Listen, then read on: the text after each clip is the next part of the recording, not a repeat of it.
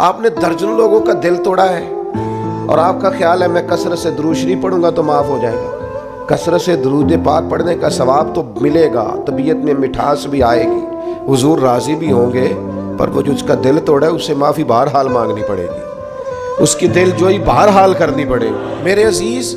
نبی پاک علیہ السلام نے وضاحت فرمائی۔ حضور فرمانے لگے صحابہ سے بتاؤ میری امت میں مفلس کون ہے؟ یا رسول اللہ صلی اللہ علیہ وسلم جس کے پاس پیسے نہ ہو وہ غریب ہے، مفلس ہے۔ تو حضور نے فرمایا میری امت میں تو مفلس وہ آدمی ہے جو قیامت کے دن پہاڑ کے برابر نیکیاں لے کے آئے گا، نماز، روزہ، حج، زکوٰۃ، صدقات، لیکن کریم فرماتے ہیں کسی کا اس نے دل توڑا ہوگا، کسی کو گالی دی ہوگی، کسی کو برا کہا ہوگا،